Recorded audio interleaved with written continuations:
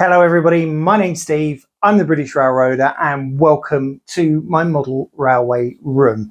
Today we're doing an update on Brooklyn Park, and I haven't done an update about the layout for quite some time, mainly because I haven't really done that much to it.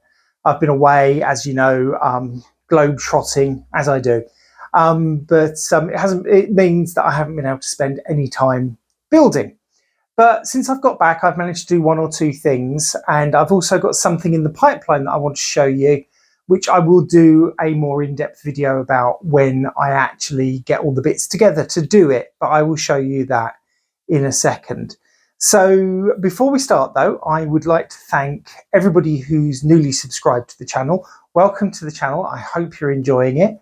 I've had quite a rush on subscribers. I've gone from about 600 at New Year up to 680, which is amazing. I can't believe how many people have subscribed. I think a lot of that can be attributed to my time on the Around the Layout podcast, which, if you haven't heard it already, I will put the YouTube link in the description. So that you can access that.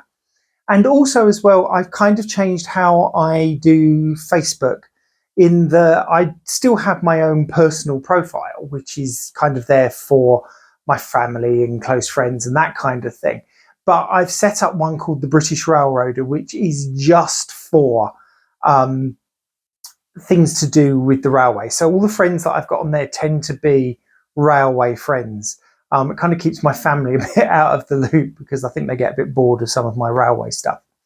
So if you are interested, look me up on Facebook under the British Railroader, send me a friend request and we'll take it from there.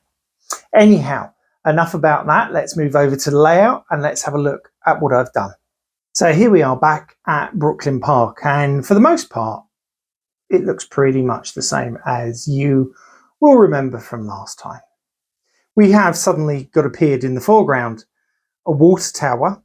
Now, I'm going to start with this. So this is one of the Walthers built-ups, and I managed to get this relatively cheaply online. So, and I quite like the idea of having one on the layout. The problem is I don't know where to put it. So if I just show you, I'm just going to pick it up and I'm going to move it over the back here. But the problem with that is it casts a shadow onto the sky, which is obviously completely unrealistic and just looks a bit silly. Now, I could fill that part of the backdrop with buildings, sort of, you know, like we've got over here. I could get larger buildings and fill up that area so that the shadow falls on the buildings, which would be quite natural. But my other thought is instead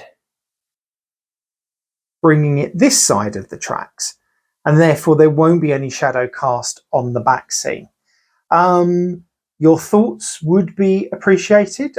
Those of you that are from the New York and Brooklyn area, you know, if you're going to turn around and say to me, actually, Steve, you won't find one of these in that particular area, then let me know, because I have got plans for a small exhibition layout, probably in about a year or so's time, and I could use it on that. But let me know your thoughts and we'll take it from there. So let's just move over down here to my switches, and you will see that I have here, and here fitted the switch stands that I bought quite some time ago.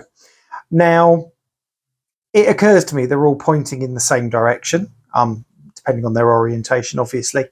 And one thing that I have noticed, if we go up here over the top, you can see down here, there's obviously a gap between the tie bar and the switch machine.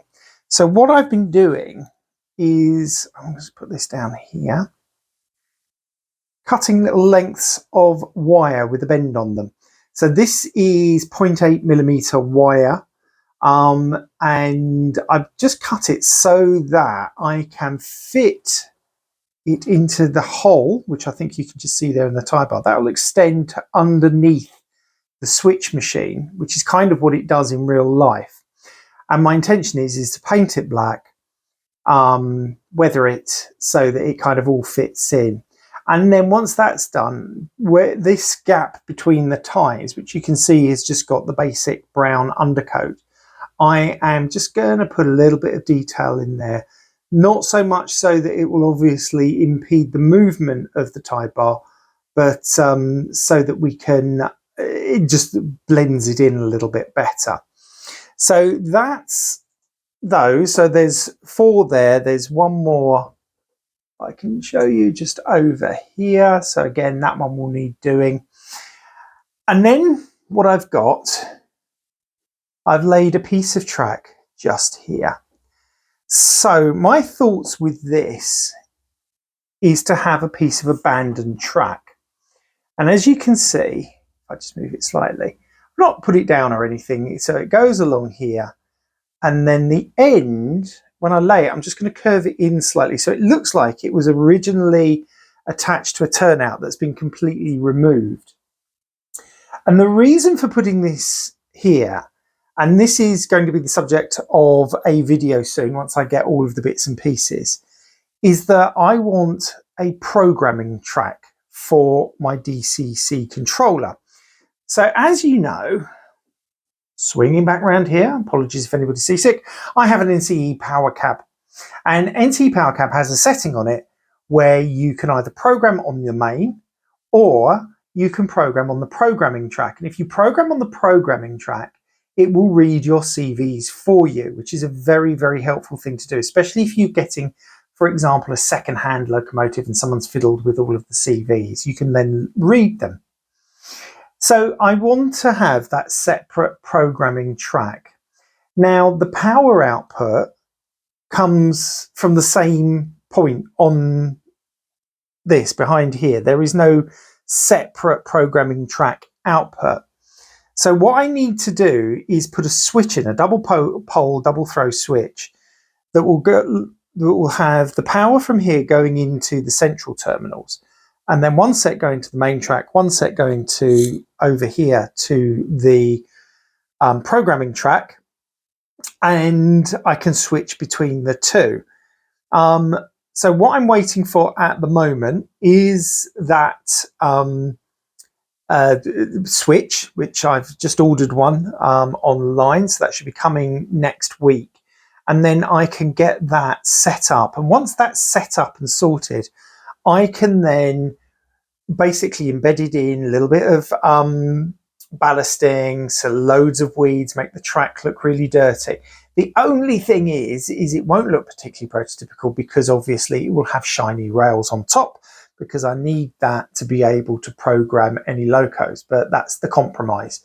By having a programming track on the layout, you know, I need to be able to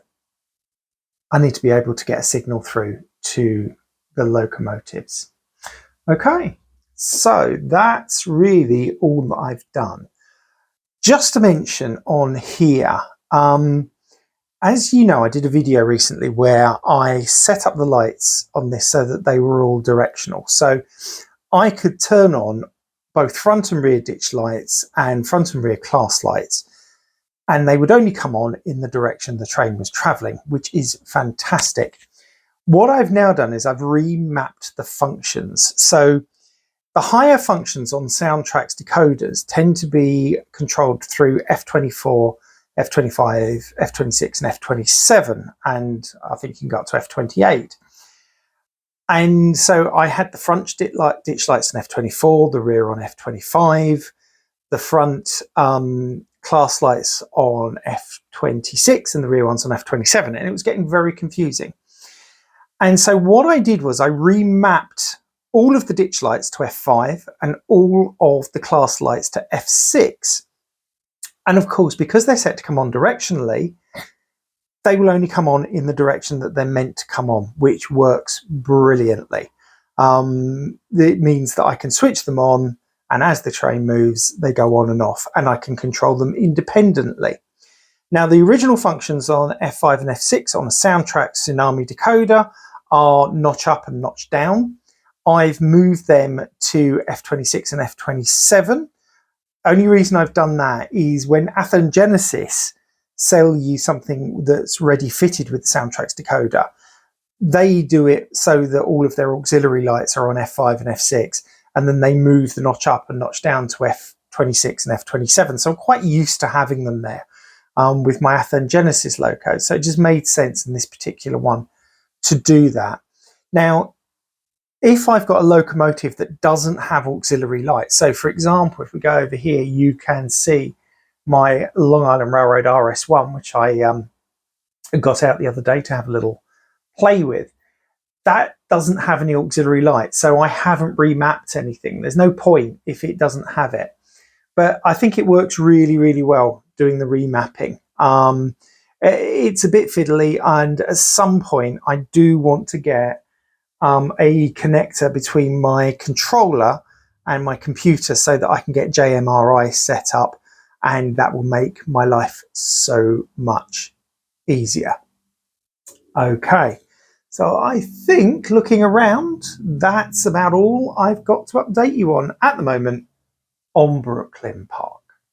Okay folks, that's all for today. I'd like to thank everybody for watching. If you've enjoyed the video, please give it a thumbs up. If you haven't done so already, please consider hitting the subscribe button. It's completely free. And if you hit the little bell, you'll get notifications of new videos as they're released. But that's it for today. My name's Steve, I'm the British Railroader, and I'm saying goodbye from my model railway room. Bye-bye.